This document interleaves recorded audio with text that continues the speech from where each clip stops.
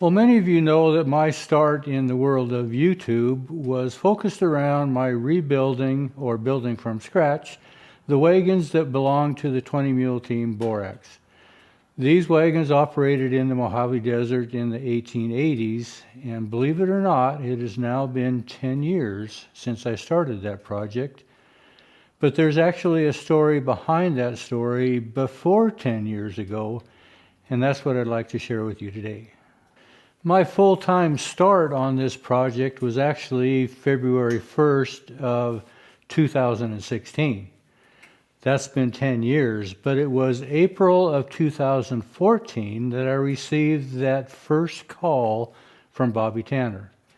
I had heard the name Bobby Tanner, but I had never met him. I had heard about Bishop Mule Days, but I had never attended. The phone rang and I answered it, and it was Bobby Tanner, and he introduced himself and briefly what they were interested in doing. And one of his first questions was, I understand you build big wheels. And I said, yeah, I do. In my mind, I was thinking wagon wheels. And he said, do you build really big wheels? Well, that was something that kind of caught my attention, and I asked him, said, well, what do you mean by big wheels? And he began to explain his involvement with the Borax wagons. And they were pursuing the avenue of rebuilding the original Borax wagons that ran out of Death Valley, and they were looking for somebody to do that. Would I be interested? Well, in my mind, I was somewhat familiar because when I was a child, I had purchased one of those box top toy models of the 20 Mule Team wagons and the 20 mules, and I had put them together, and I grew up with them on the shelf in my bedroom as a young child. So I kind of had a little bit of a connection with what 20 Mule Team Borax was. And I don't remember the extent of the full conversation, but he asked if I would be willing to come to Death Valley and perhaps look at the wagons and meet with some of the members of the Death Valley Conservancy that were addressing the issue of rebuilding the wagons and actually sponsoring and funding this project. And so we made arrangements that I would go down later that fall. In October of 2014, Diane and I went down and visited Death Valley. Bobby was going to come in later that afternoon, and we were going to meet with Henry Golis later that evening, have supper, and do some visiting about this project. So I had the whole day on my hands, and I had brought down a sketchbook, and I spent the day just hand sketching out the undercarriage to these wagons, trying to wrap my head around the style and magnitude and how these wagons were put together. Well, somewhere in the mid-afternoon, Bobby showed up, and we met for the first time, and he said, well, what you been doing? And so I showed him my sketch pad and what I had spent the last 5-6 hours, however long it was, drawing out these parts. And he kind of looked at it, and he's a man of few words, and just, interesting. And I think he had to go off and do some other business, and arranged that we would meet for supper later that evening with the treasurer of the Conservancy, Henry Golis. So I continued to draw and put my sketches together, but just trying to wrap my head around these wagons. Well, after supper that evening, we went to a relative's home, and we met in their home and sat around the table, and Bobby mentioned to me, he said, would you show Henry what you did all day? And I was kind of sheepish, and I said, well, I just drew some sketches. And he said, yeah, but just lay them out on the table and show him what you've done. Well, these were all just hand sketches. I was just taking measurements and doing some hand sketches. And all in all, I had 25 pages of sketches drawn out, focused on the undercarriage. And they weren't anything professional. I refer to them as kind of kindergarten level draftsmanship. But Henry looked at those and didn't say much, just, interesting, as he looked through these 25 different pages. And as we sat around the table visiting that night, both Bobby and Henry expressed their goal that they wanted to reproduce the original Borax wagons that were at Furnace Creek to the point to where they were exactly the same as they were built in 1880. And is that something that I thought I would be interested in, and even if I thought I could do that? They wanted everything to be in the same fashion. Where the blacksmithing was done back then, they wanted it done the same. Was it possible that I could do such a task? And I relayed to them that really has been my whole goal through my career. I don't restore wagons to what I think they should be. My goal has been to study the wagons as they come through and to restore and put them back in the same fashion that they were then, regardless of who the manufacturer was. Well, before we left that evening to go back to the hotel, Bobby made arrangements that we would meet early the next morning and go south to the little town of Daggett, where there was a blacksmith shop called the Alf's Blacksmith Shop, and he was the one that built the wagons that they were still pulling at that time. Well, Daggett was a couple hours south of Furnace Creek, and by the time we got there, the family was actually having an auction that day, selling off some of the personal effects of the Alf blacksmith family. These were relatives that Bobby was familiar with, and he took one of the relatives, I don't know if it would be a grandson, I would assume. Anyway, he introduced me and said, "This is the man that's going to build our Borax wagons." And I had never heard anything to this point. This is the next morning, but that's how I was introduced, that they had decided that I would be the one that built their wagons. And interestingly enough, that was as formal as the whole arrangement was. This is the man that's going to build our wagons. So now I had a feel that this was probably something that was going to work. So I went to the one man that I knew was going to be able to help me the most, and that was Eli Yoder, helping me build the axles. And I shared with him this upcoming project. And he said, "Well, that's interesting because you're not the first one that has come to me to talk about this." "Okay, so what do you think?" And I had brought back a set of my drawings for the axles. And he said, "It's going to be really expensive." And I shared with him the goal that expense was secondary. First and foremost, could we make this without substitution by using any other materials, but to make them correct for 1880s authentic Borax wagons? I said, "Well, I've never done that before." And I replied to him, "That's not what I asked you. My question to you was, do you think you can do it?" And he kind of gave it a little pondering. He said, "I think I can. I may not do it by myself, but I think I can get it put together." I said, "That's good enough. That's what I need to know. First and foremost, we have to match these drawings." So the axles were then underway. And then in December of that year, I made an arrangement to go back to Virginia because there's another player in the game that surfaced, and his name is Garen Stutzman. He and Bobby had visited at a mule sale, and the subject of the 20 Mule Team Borax wagons came up, and he says, "I had a storm on my farm on the Chesapeake Bay of Maryland that blew down 2 or 3 big white oak trees, and they're big trees. If you're interested, I'll donate those trees for the hubs to these wagons." Well, we made an arrangement in December of 2014 for me to go back, and we met in Virginia, and we picked up those cores and brought them home. So when I got home with these, I think it was 18 blocks, 300 to 320 pounds apiece, they were still way too wet. They were up like 40% moisture. But I did a brief video on that project, and I'm going to share that with you now as a recap of the start here now in perhaps January of 2015, when we started the preliminary process of these wagon hubs. This is the one remaining set of the original Borax wagons, still intact, that were used to haul borax in Death Valley during the 1880s. These are on display at the Harmony Mine in Death Valley. The Death Valley Conservancy is commissioning these wagons to be duplicated in an effort to preserve part of what is known as the Big Hitch era.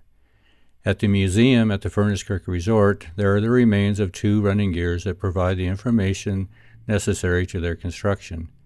Building the wheels is a prime concern, and this video shows how that process has begun by turning the hubs from solid white oak blocks. So what we chose to use were 2 matching brake rotors off the front end of a car. They are identical, and we used one for each end, and we drilled them with a 3-bolt pattern so that they are interchangeable. So as we swing this over, the rotor on the one end is going to attach to the chuck on the head of the lathe, and then the rotor on this end we will attach to the tailstock with a bullnose attachment that will go into that tailstock and into the hole of the rotor, thereby centering this block up so it's turnable. Now with the come along here, we can drop it down into position to where we can actually get the center into it. And that's what's actually going to carry the weight of this block as we start turning. Since it's in an octagon shape, the outside corners are the widest part of these blocks. And these happen to be a little too wide, and they interfere with the ways on the lathe. So we just take an electric hand plane, and we're going to knock these corners off until they all clear the lathe.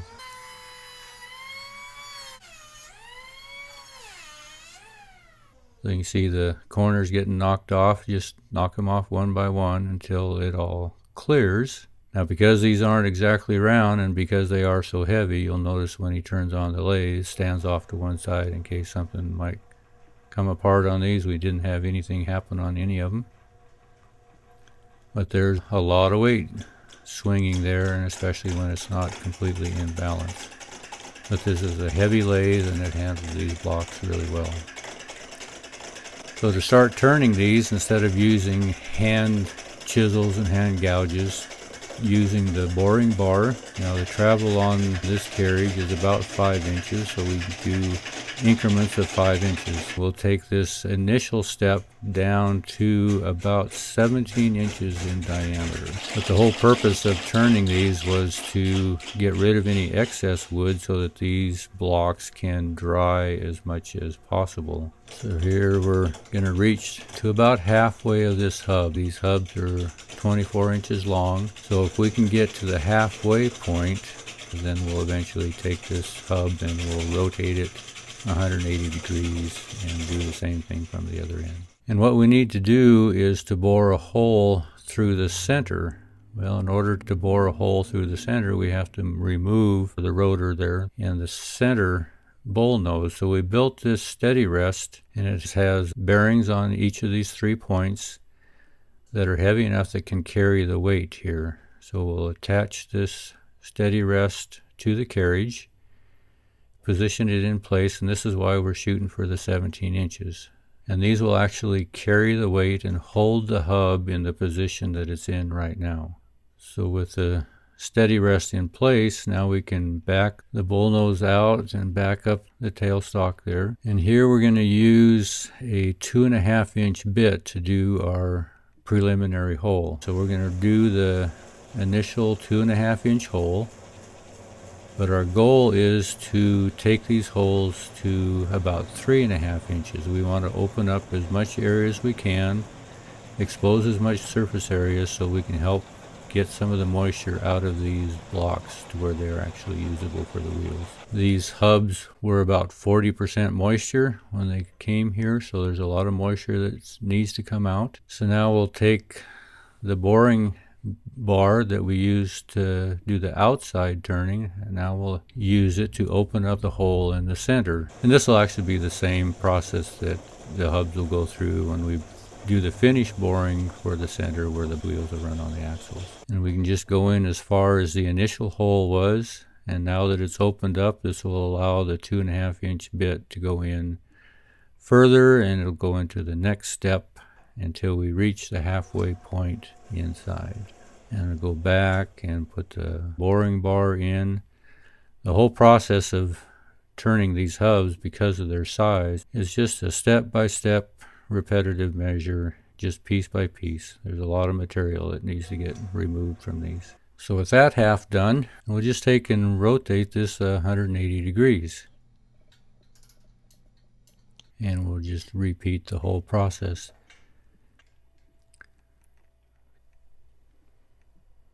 So here we're going to do the same thing. Take off the outside. We'll take the end down again to the 17 inches. You can see some hubs here that have already been turned. We have 18 to do total. So here we see the reach to the center from the other direction. The whole hub now is into round. So here we'll put our steady rest back in again, take off the rotor, put in the 2.5 inch bit, and do this all again. Now when Calvin turns this lathe on, you'll notice that the center hole that is in the hub is not exactly in the center, but it doesn't really matter. When this 2.5 inch bit goes in, that hole will be right in the center where it needs to be. Just a time-consuming procedure. So now this is where we initially took all 18 hub blocks down to this configuration, and then they sat for almost close to a year just drying out. Out of the 18, we picked 8 of the best that we thought were the best blocks that could actually be used for the big main wagons. The other 10 blocks, Bobby came up and hauled them back down to Bishop down in the Mojave Desert, where they sat all last summer at the 120, 130, whatever they get down there, to dry out. And we left these 8 here. They lose about 30 pounds worth of material when they were taken down to this shape. And then we stuck them on a pallet, and they just sat and, like I say, dried for about the next year. So this is kind of the procedure that they went through initially, taking them down to round. Due to be drying now, we'll let them set, and then we'll take them to size and actually start cutting the mortises in to where the spokes go. So with these hub cores turned and in the drying state, we're going to come up into Labor Day of 2015, and Bobby had given me a call and said, "What do you think about coming to Ketchum, Idaho? We bring the 20 mules up there every year for the Wagon Days parade and take their wagons, which are 6 of them, and take them through the parade, and we're kind of the grand finale. We've been doing this for a number of years. It might give you just a hands-on perspective of how this whole operation works." So Diane and I headed to Ketchum, Idaho on Labor Day of 2015.